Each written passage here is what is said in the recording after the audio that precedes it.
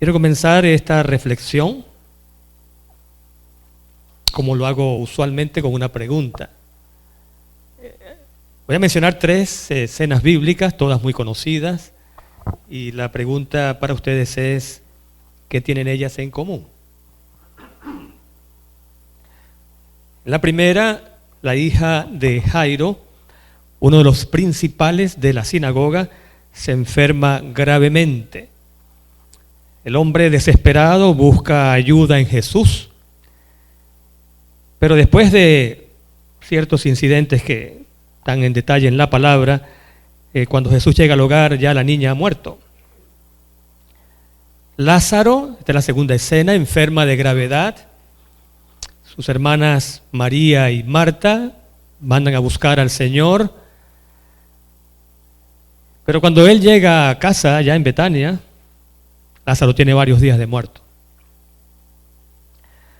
En la tercera, también es una escena conocida, pero tiene tantos detalles que probablemente la confundimos con otras. Mientras los discípulos viajan en una barca a Capernaum, Jesús ora en un monte y una tormenta muy fuerte se desata en el lago y los discípulos temen por su vida. ¿Qué tienen en común estas 3 escenas bíblicas?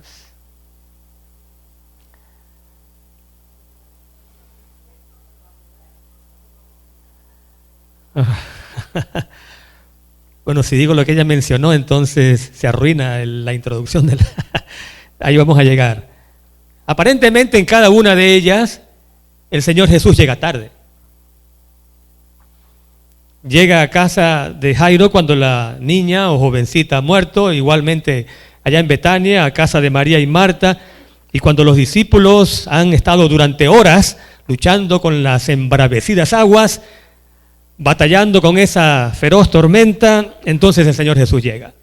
En apariencia, y grábense estas palabras, en apariencia, en los 3 casos, Jesús llega tarde. La siguiente pregunta es, ¿llegó realmente tarde? ¿Llegó realmente tarde? La respuesta es un rotundo no. Entonces, ¿cómo podemos entender que a veces cuando más lo necesitamos, cuando estamos en el crisol, en el fuego de la prueba y parece que ya las fuerzas no aguantan, cómo podemos explicar que a veces pareciera Él demorar? Bueno, algunos ejemplos bíblicos que voy a mencionar rápidamente porque todos son conocidos, nos van a dar una idea de que vamos a llamarlo así, el tiempo de Dios o los tiempos de Dios no son los nuestros. Dice la Escritura, Génesis capítulo 12, que Abraham tenía 75 años cuando salió de Harán. Un poquito antes el Señor le había prometido, haré de ti una gran nación. ¿Qué edad tenía Abraham? 75. Pero Isaac nació cuando Abraham tenía, ahora es Abraham, 100 años. Así que 75, 100 menos 75, 25 años. ¿Podríamos entonces decir que Isaac nació 25 años tarde? ¿O que su nacimiento se demoró 25 años? Bueno, humanamente hablando podríamos decirlo, pero el tiempo de Dios parece ser diferente. Después de haber sido escogido como el futuro dirigente, líder del pueblo de Israel, para salir de la servidumbre egipcia, Moisés pasó ¿cuántos años en el desierto? 40 años. O sea, ¿podríamos decir entonces que el éxodo comenzó 40 años tarde? Humanamente probablemente sí. Pero de nuevo, el tiempo de Dios parece ser muy diferente. Y un ejemplito más, porque el punto creo que ya está claro. Cuando David fue escogido por Dios, y de hecho ungido por el profeta Samuel, para ser el siguiente rey de Israel, todavía pasaron 14 años y David fue fieramente perseguido por el rey Saúl. 14 años después de haber sido ungido. ¿Podríamos decir que el reinado de David comenzó 14 años más tarde? ¿O se tardó 40 años en comenzar? ¿Captamos la idea? Un autor, él se llama James Dobson, muy conocido, sobre todo por sus obras sobre familia. Él escribe: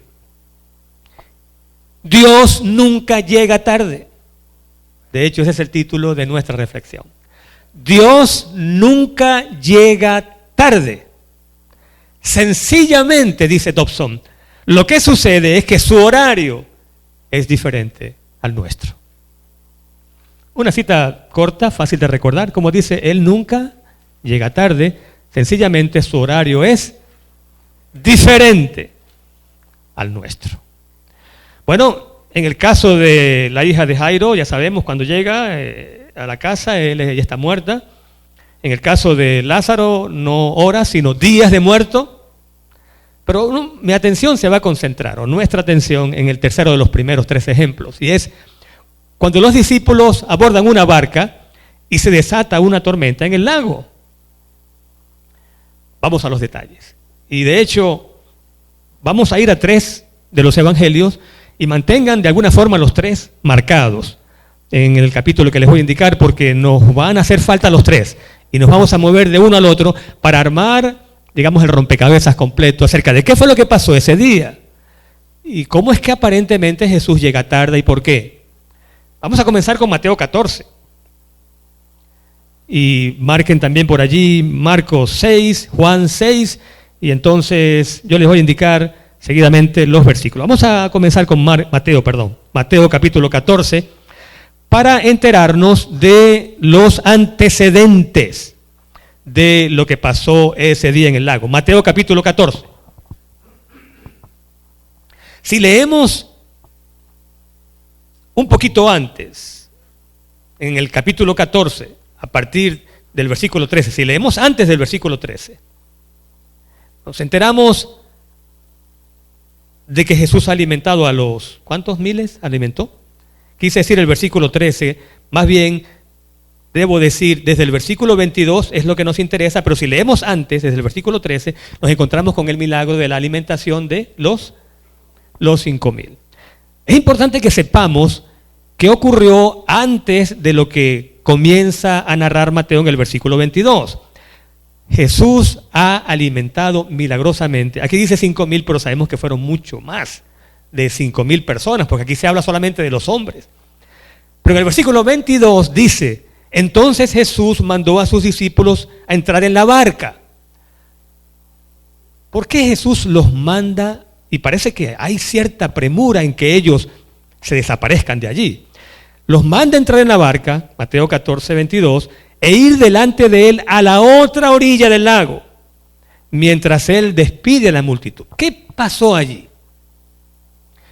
¿Cómo es que después de un momento de gozo, de triunfo, de victoria, de alegría, cuando el Señor alimenta milagrosamente a tanta gente, Él despide a los discípulos y como que los saca del ambiente y los manda a la otra orilla, mientras Él despide a la multitud? Bueno, entonces allí nos hace falta el Evangelio según San Juan. Porque en Juan, capítulo 6, y mantengan allí Mateo 14 marcadito, en Juan 6, en el versículo número 15, leemos qué pasó. Antes de ese versículo 15, Juan refiere el milagro de la multiplicación de los panes y de los peces. Pero en el versículo 15, Juan nos da la respuesta a por qué Jesús despidió a los discípulos en forma aparentemente apresurada. Dice Juan 6:15, como Jesús entendió que iban a venir para arrebatarlo a la fuerza y proclamarlo, ¿qué cosa? ¿Cuál es la razón por la cual Jesús saca a los discípulos del escenario, los hace montar en una barca y los manda a la otra orilla? ¿Cuál es la razón por la cual Él actúa de esa forma tan extraña? Porque la multitud lo quiere hacer rey, y dice allí, a la fuerza. Pero ese era el tiempo de los hombres. El tiempo humano indicaba, esta es la oportunidad para que Él sea nuestro ¿qué? Nuestro rey y nos libere del yugo romano. Pero ¿qué dijimos en cuanto a los tiempos de Dios? El tiempo de Dios es diferente. No era el tiempo, no era el momento de que Él apareciera como el rey, como el Mesías. Entonces volvió, dice Juan 6:15, a retirarse al monte él solo. En otras palabras, la multitud quiere hacer rey a Jesús. Él ve que algo está ocurriendo con los discípulos y los manda a salir del escenario. ¿Qué estaba ocurriendo con los discípulos? Bueno, allí tenemos que acudir al deseado de toda la gente. Y allí encontramos, deseado de todas las gentes, página 343. Vamos a leer, la cita un poco larga, voy a leer un pedacito nada más.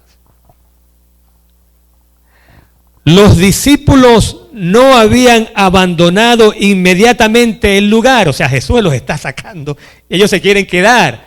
¿Por qué la insistencia de ellos en quedarse cuando Jesús les está ordenando montarse en la barca y perderse de allí? Oh, dice aquí, es que los discípulos murmuraban. Ahora estoy leyendo textualmente, página 342 del deseado. Murmuraban porque no les había permitido proclamarle rey. Así que, ¿estaban de acuerdo los discípulos en que Jesús fuese proclamado rey? ¿Sí o no? Sí. Es más, los discípulos estaban aupando, estaban animando, eran parte del grupo, y era un grupo grande, que quería forzar a Jesús a ser el rey de los judíos. Y ahora se culpaban, los discípulos se recriminaban unos a los otros por haber cedido con tanta facilidad a su orden. En otras palabras, se fueron de allí a regañadientes. No estaban de acuerdo con Jesús. Razonaban, sigo leyendo, página 342, que si ellos hubiesen sido más persistentes, podrían haber logrado su propósito. Vamos armando el cuadro. La multitud quiere proclamar rey a Jesús. Jesús no lo acepta, saca a los discípulos de la escena, los manda a la otra orilla. Los discípulos van de mala gana. Y ahora, entonces, vamos a Mateo de nuevo. El capítulo 14 que supuestamente ustedes dejaron marcado. En Mateo 14, vamos al versículo 23. Porque después de despedir a la gente, Mateo 14, 23 dice, despedida la gente, subió al monte a orar a solas. ¿Quién subió al monte a orar a solas? Jesús. Ok. Y al anochecer estaba allí solo. La multitud queda descontenta, los discípulos se van a la otra orilla a regañadientes, Jesús queda orando solo. ¿Y qué sucede ahora en el mar? ¿Qué sucede ahora en el mar? Bueno, sigamos leyendo. 24 de Mateo 14. La barca estaba ya en medio del mar, azotada por las olas, porque el viento era contrario. Ok. Jesús está orando. Los discípulos comienzan ahora a luchar contra las aguas embravecidas. Y ahora el versículo 25 dice, a la cuarta vela de la noche, ya de madrugada, Jesús fue a ellos caminando sobre el mar. ¿Alguien podría decirme la cuarta vigilia de la noche, más o menos, qué horario? La noche comenzaba como con el atardecer, y cada 3 horas, 6 a 9, 9 a 12, segunda vigilia, 12 a 3, 3 a 6. La cuarta vigilia, ¿qué horas era? La cuarta vigilia, entre las 3 y las 6 de la mañana, de la madrugada. Pero ¿cuándo comenzó Jesús a orar? Disculpen que los mande otra vez a Juan. Pero Juan 6:16 nos ayuda. Por eso les dije, marquen allí. Juan 6:16. Al atardecer, los discípulos descendieron al mar. ¿Cuándo descendieron los discípulos? ¿Cuándo se montaron en la barca y comenzaron a atravesar el mar? Al atardecer. ¿Y el atardecer más o menos qué hora serían al atardecer? Como las 6 de la tarde. Ok, saquemos cuenta ahora. Al atardecer los discípulos abordan la barca y es a las 3, probablemente las 4 o las 5 o cerca de las 6 cuando Jesús acude en auxilio de ellos.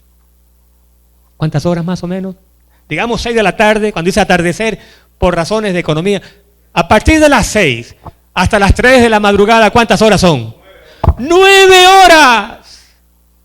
Los discípulos están luchando por su vida, batallando contra un mar embravecido, olas que están rugiendo. La barca parece que no da. Son hombres de experiencia, pero es demasiado para ellos. Y entre las 6 de la tarde aproximadamente y las 3 de la mañana, ¿cuántas horas hay? 9 horas. ¿Cuánto tiempo demoró Jesús en llegar? Oiga, pero parece que se demoró mucho esta vez, ¿o no? 9 horas, pero luchando contra el mar embravecido, no es cualquier cosa. 9 horas. Alguien puede decir, pero a lo mejor Jesús estaba orando en el monte y estaba tan concentrado en la oración que no se dio cuenta de lo que estaba pasando en el mar. ¿Será que eso fue lo que ocurrió? Que no se dio cuenta. Por lo tanto, como se da cuenta, él siguió orando toda la noche. Bueno, ahora vamos a ir a Marcos. ¿Ok? Ahora sí, Marcos. Marcos 6:48. A ver qué fue lo que pasó. ¿Se dio cuenta Jesús de lo que estaba pasando? Bueno, vamos a leer desde el 47.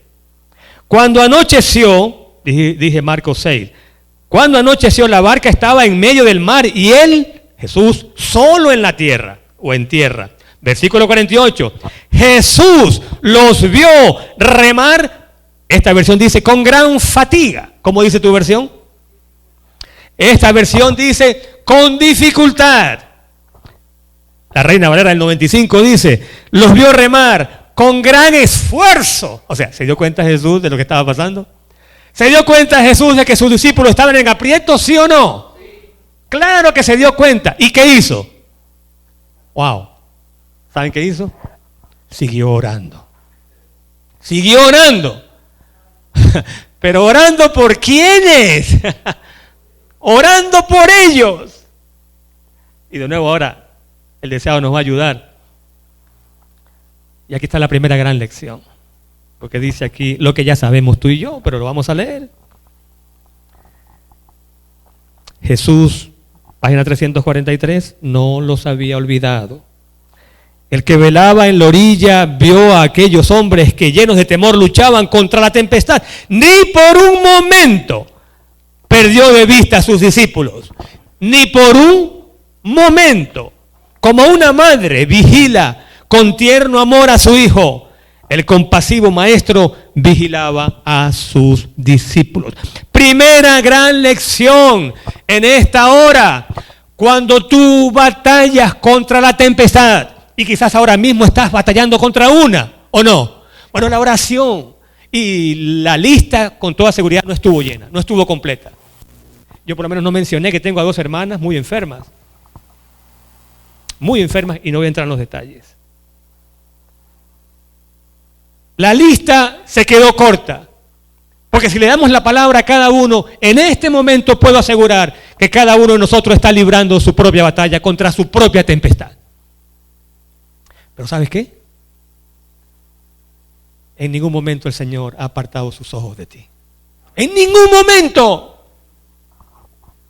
Como la madre vigila a su pequeñuelo y no quita la vista de él, Dios desde el cielo no te pierde de vista. En ningún momento. Tú podrás pensar, como probablemente los discípulos pensaron, porque 9 horas es bastante, sobre todo si estás luchando contra un mar que parece que te va a tragar, y una barca que parece de juguete en medio de esas embravecidas olas. 9 horas. Durante esas 9 horas, los ojos del Señor estaban sobre ellos. Todo momento. ¿Cuál es tu problema actualmente? ¿Un familiar enfermo? ¿Has quedado sin trabajo?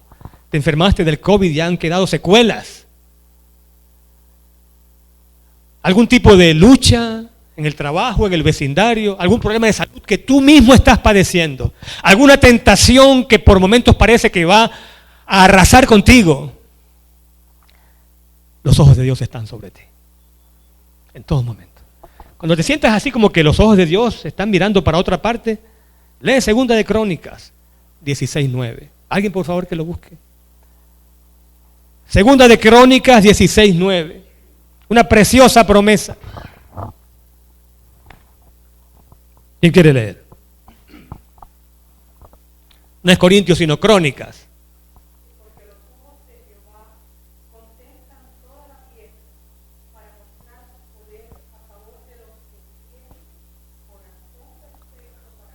Hasta allí. Los ojos del Señor, dice aquí, contemplan ¿cuánto? Toda la tierra. ¿Con qué objeto? Para mostrar su favor. En esta versión dice, fortalecer a los que tienen corazón íntegro hacia Él. Los ojos de Dios recorren toda la tierra, buscando a sus hijos, con el fin de favorecerlos. Y dice aquí esta versión, fortalecerlos. O sea, si estás librando una batalla ahora, el Señor te está fortaleciendo. Tú quizás no lo sientes. A lo mejor te preguntas por qué demora tanto. Los tiempos del Señor son diferentes. Él está en el control. ¿Sí o no? Él está en el control. Pero no solamente están sus ojos sobre ti. Mientras los discípulos batallaban contra la tempestad, ¿qué era lo que el Señor hacía por ellos? Oraba por ellos. Y qué bueno es saber. Y qué bueno es que tú sepas hoy. Tú que estás enfrentando tu prueba y piensas que eres el único que está luchando, qué bueno saber que el Señor está orando por ti. El Señor está orando por ti para que tu fe no falte, para que te aferres a las promesas que Él mismo ha dado y para que creas, más allá de toda duda, que Él va a actuar en su tiempo, en su momento, en el momento oportuno. ¿Sabías que Jesús estaba orando por ti? No importa cuán fuerte sea la prueba, saber que Jesús está orando por ti y por mí, de alguna forma nos alivia, ¿verdad que sí? De alguna forma nos da ánimo para seguir adelante y para seguir luchando. Pero ahora entremos un poquito en la tormenta. En ese mismo libro que leí, dice que el Señor anhelaba, escúchame bien esto, que el Señor anhelaba calmar la tempestad.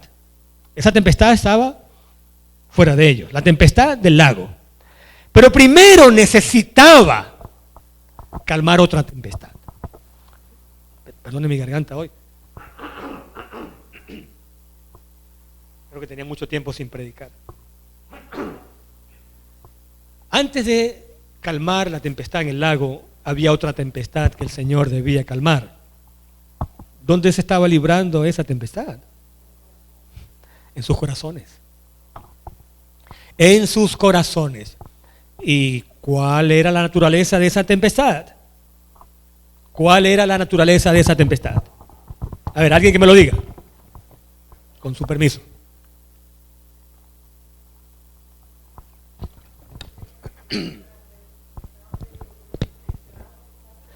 Decepcionados, molestos, porque el Señor no permitió que lo hicieran rey. Había una tempestad en cada corazón de esos discípulos. No entendían cómo Él pudo dejar pasar esa oportunidad. El Señor necesitaba calmar primero la tempestad del corazón, para luego proceder ¿a qué cosa? A calmar la otra tempestad. Y ahora mi pregunta para ti, que ya imaginas cuál es. ¿Hay alguna tormenta en tu corazón? Cuando tú ves que el problema sigue, que la prueba sigue, que la tentación sigue, que la dificultad sigue, y parece que Él no hace nada. ¿Hay alguna tempestad, alguna inquietud, alguna queja, alguna angustia? ¿Hay ansiedad en tu corazón? Porque, Señor, ¿hasta cuándo vamos a sufrir? Y tú parece que no te das cuenta. ¿Alguna tempestad? En esta hora le pido a Dios que nos ayude a calmar esas tempestades. Porque si no calma esa tempestad primero, entonces todo alrededor nuestro va a parecer una tempestad. No sé si eso se entendió.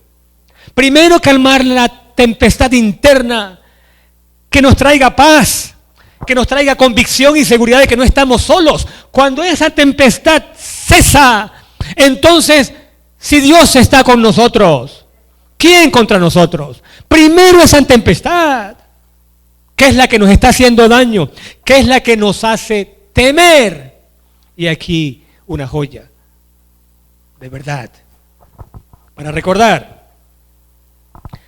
el temor y la fe se autoexcluyen. El temor y la fe no pueden viajar juntos, porque uno elimina al otro. Si tu corazón está lleno de temor y de angustia, ¿qué pasa con la fe?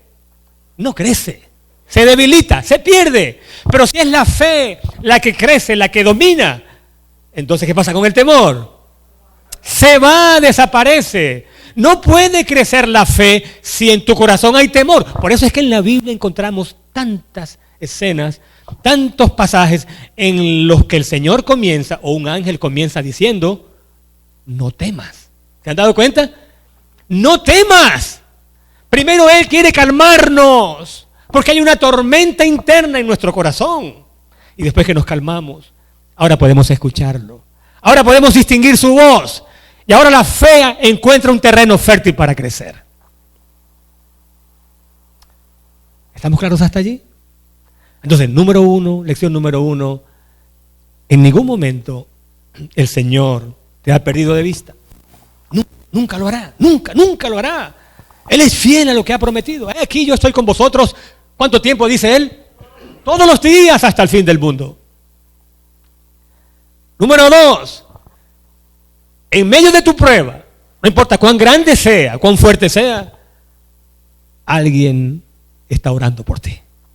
Oye, esas oraciones son poderosas. Esas oraciones llegan directo al trono, porque Él está a la derecha del Dios Padre. Y no hay nada que Él pueda pedir, mostrando sus méritos santos, que el Padre no pueda hacer por sus hijos. Y ahora número 3. Dios nunca llega tarde. Él tiene su propia agenda. Él tiene su propio horario, su propio calendario, su propio itinerario. Lo que nos hace falta es fe para creer que lo que Él decide es siempre lo mejor para nosotros. Mire, si se hicieran las cosas como queremos y cuando queremos, muchas veces serían para nuestro propio perjuicio. Dejemos que Dios sea Dios. ¿Está bien? Él nunca llega tarde. Y ahora otra frasecita de esas que la primera dijimos fue el temor y la fe no pueden viajar juntos, ¿verdad? Son autoexcluyentes, uno excluye al otro. Pero ahora escuchen esto. La paz no consiste en una vida sin tormentas, sino en creer que Jesús tiene poder para calmar cualquier tormenta. ¿Amén? Vamos a repetirlo. La paz no consiste en una vida sin tormenta, sino en creer que Jesús tiene poder para calmar cualquier tormenta. Así que no digas en tu oración, oh Señor, líbrame de pruebas. No, esa no es una oración cristiana. No lo es. Él mismo dijo, en el mundo tendrán, ¿qué cosa? En el mundo tendrán aflicción. En el mundo tendrán, ¿qué cosa? Aflicciones. Pero confiad, yo he vencido al mundo. Y ahora ya acercándonos al final. Entonces, ¿qué hacemos cuando golpea la tempestad? Ok, muy bien. ¿Qué hacemos cuando la tempestad sigue golpeando? Nos sigue dando duro y Él parece que demora. Digo parece, mucho cuidado. Parece que demora y la prueba no termina. Bueno, ¿saben qué? De esas primeras 3 escenas bíblicas, rápidamente voy a mencionar algunos detalles interesantes en cuanto a lo que pasó cuando la hija de Jairo enfermó gravemente. Vamos a ir un poquito antes de Marcos 6 al Marcos 5. Ahí cerquita, Marcos 5, por favor. Ok, la historia la conocemos, ¿verdad? Jairo va angustiado al Señor porque su hija está muriendo. Versículo 23 de Marcos 5. Mi hija está muriendo. Ven, pon las manos sobre ella para que sane y viva. Mire, Jairo está corriendo un gran riesgo aquí. Él es un dirigente de una sinagoga, es uno de los principales judíos. ¿Y cómo se le puede ocurrir buscar a Jesús, quien ya no es bien visto por los dirigentes judíos? Sanó a un hombre con la mano paralizada y ha hecho sanidades en sábado. ¿Cómo puede ser este el Mesías? Pero un padre desesperado. ¿Ah? Los que son padres, un padre desesperado. Una madre desesperada hace cualquier cosa cuando un hijo está enfermo. Y él no tuvo que ver con los dirigentes y las acusaciones. Él fue a buscar a Jesús y clamó. Pero ocurre algo bien interesante. Cuando él se dispone a ir con Jairo a su casa, aparece una persona enferma. Es una mujer. Esta mujer tiene, ¿cuántos años con una hemorragia? 12 años. ¿Algún médico aquí? ¿Algún médico? ¿Un enfermero? No por mi garganta. No es por mi garganta, sino porque cuando a una sala de emergencia llega un paciente a punto de perder la vida y hay otra persona con un pie doblado, una rodilla, o sea, ningún médico va a poner a un lado a la persona que se está muriendo para tratar de ponerle un yeso a la persona que se partió el pie. ¿Verdad que no? Y el que lo hace, bueno, va a perder su licencia médica y además puede ser que le caiga encima una tremenda demanda judicial. Se llama mala práctica, ¿verdad que sí? Pero hay aquí una señora con 12 años. Podía esperar una hora o un día más o quizás 12 días más que Jesús la atendiera. Pero Jesús se detiene. Jairo le dijo, mi hija está muriendo. Pero Jesús se detiene. Ahí está el relato, Marcos capítulo 5. Es la mujer que toca el manto de él, ¿verdad? Y la hemorragia cesa. Para Jairo cada segundo es importante. Yo me pregunto en la mente de Jairo, ¿qué ideas no habrán cruzado pensando, pero ¿cómo puede hacer eso? Le acabo de decir que mi hija se está muriendo y ahora está conversando con esta señora y no se da cuenta de que cada segundo cuenta. Wow, ¿cómo se habrá sentido Jairo cuando al rato, versículo 35, vienen de la casa de Jairo unos emisarios y le dicen a él, tu hija ha muerto? Wow. ¿Para qué molestas aún al maestro? Y al oír esto, oigan esto, oiga esto. No sigan molestando, ya tu hija murió, que no se puede hacer más nada. Y al oír esto, Jesús le dice al principal de la sinagoga, a Jairo, versículo 36, no temas. No temas. Recuerden, el temor y la fe no pueden viajar juntos. No pueden viajar juntos. O uno o el otro. No temas. Solamente cree. Pero imagínense el dilema de este pobre hombre. La realidad es, mi hija está muerta. Y tú por este lado me dices, cree que solamente crea. Óigame, somos seres humanos. Y está muerto, ese está muerto. Cree. Hay un autor, él se llama Leon Morris, erudito bíblico, que él dice que el tiempo verbal en griego de estas palabras deberían leerse, en vez de cree, deberían leerse sigue creyendo. Sigue creyendo. ¿Por qué dice sigue creyendo? A ver,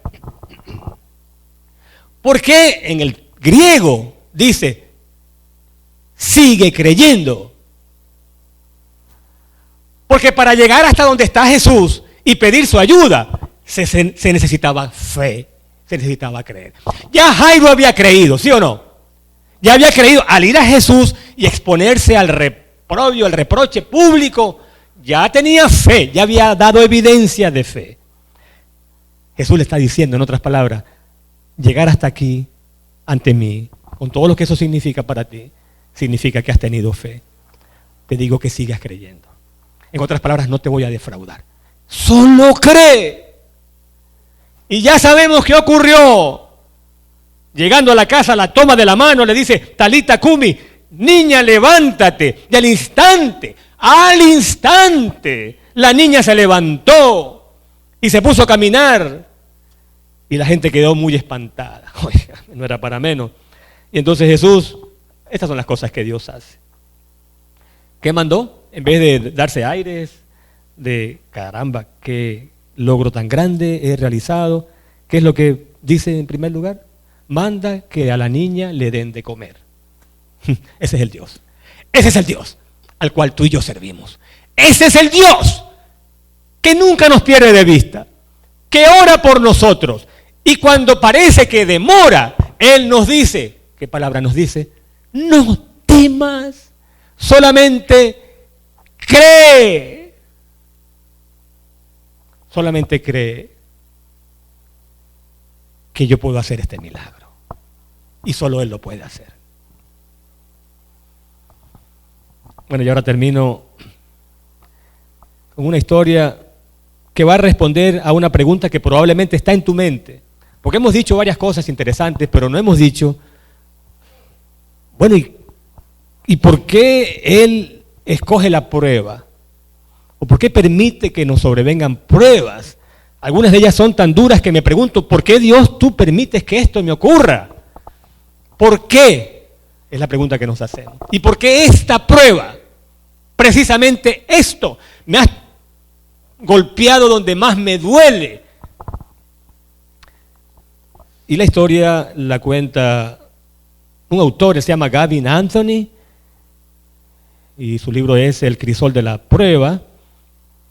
Y allí él dice que una misionera de nombre Amy Carmichael en la India llevó en una ocasión a unos niños para que vieran a un orfebre trabajar con la purificación del oro. Era una clase prácticamente. Ella quería que los niños vieran cómo se purifica el oro. Y para cortar la historia, dice el relato que los niños llegaron al lugar y vieron un recipiente donde había oro y otros materiales de menor calidad sobre el fuego. Y notaron cómo el fuego iba purificando el oro y eliminando los demás desperdicios. Y cada cierto tiempo, el orfebre con unas tenazas sacaba el oro, lo observaba y luego lo devolvía. Pero cuando lo devolvía, entonces atizaba más el fuego. O sea, más fuego, más fuego. Y entonces sacaba el oro, lo miraba y lo devolvía. Y más fuego, mayor temperatura. Hasta que en una oportunidad, entonces un niño, ya no aguantando la curiosidad, le dijo al orfebre, ¿cómo sabe usted cuando el oro ya está totalmente purificado? Y responde él, sé que está completamente purificado cuando puedo ver mi rostro en el oro. Cuando puedo ver mi rostro, lo puedo ver como un espejo en el oro. Al final, Anthony saca la lección con la cual quiero terminar. Él dice, eso es lo que Dios está haciendo con nosotros. Dios quiere ver que su rostro se refleje en nuestras vidas.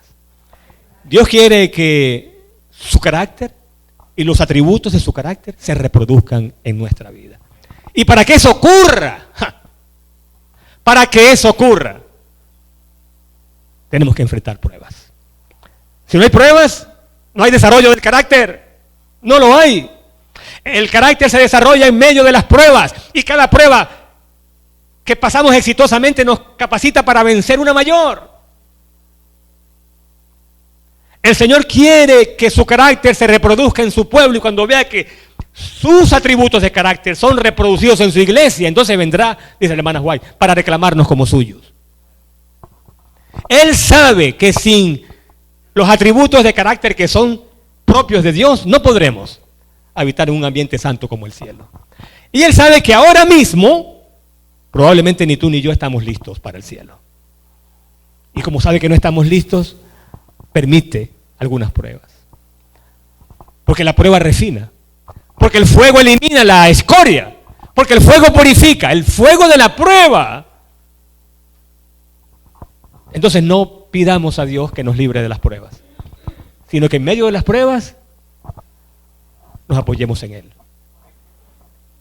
Y que nuestra fe ponga a un lado el temor. Y nuestra fe pueda decir, este es mi Dios, sus ojos están siempre sobre mí. Sus ojos están siempre sobre mí. Más aún, Él está ahora mismo orando por mí. Y si a veces parece que demora, esta joya. Y ahora sí termino. Mire, lo que dice, deseado, en el mismo libro, para todos los que estamos siendo probados, y creo que somos todos. Él vela sobre ti, tembloroso hijo de Dios, página 296. Él vela sobre ti, tembloroso hijo de Dios. ¿Estás tentado? Él te librará. ¿Eres débil? Él te fortalecerá. ¿Eres ignorante? Te iluminará. ¿Estás herido? Te sanará. El Señor cuenta el número de las estrellas y sin embargo sana a los quebrantados de corazón y liga sus heridas. Venid a mí es su invitación. Cualesquiera que sean nuestras ansiedades y pruebas, presentemos nuestro caso ante el Señor. Cualquiera sea la naturaleza de la prueba, nuestro espíritu será fortalecido para poder resistir. Se nos abrirá el camino para librarnos de estorbos y dificultades. Y cuanto más débiles e impotentes nos reconozcamos, tanto más fuertes llegaremos a ser en su fortaleza. Así que, ¿estás en una prueba ahora mismo? ¿Verdad que sí? Todos. ¿Cómo que dice León Morris que se debe traducir ese pasaje de Marcos donde dice cree solamente? Sigue creyendo. Un autor llamado Max Lucado lo dice de una forma muy popular y muy interesante. Él dice, sigue remando. ¿Sigue qué? Sigue remando. Porque él, hablando de los discípulos en el lago, mientras el Señor demoraba y pasó una hora y otra hora, ¿qué hacían los discípulos mientras tanto? Se echaron a morir, siguieron remando. Tercera hora, siguieron remando, 4, 5 horas y el Señor no llegaba. Siguieron remando. Sigue remando. Y sigue remando significa sigue creyendo. Y significa sigue orando. Y significa sigue luchando. Y significa sigue confiando. Porque en el momento más oportuno, la ayuda celestial llegará. Venid a mí todos los que están trabajados y cargados, y yo os haré descansar. ¿Cuántos en esta hora quieren decir, yo voy a ti, Señor? Porque tu promesa es que al que a mí viene, no le echo fuera. Dios nos bendiga, amén.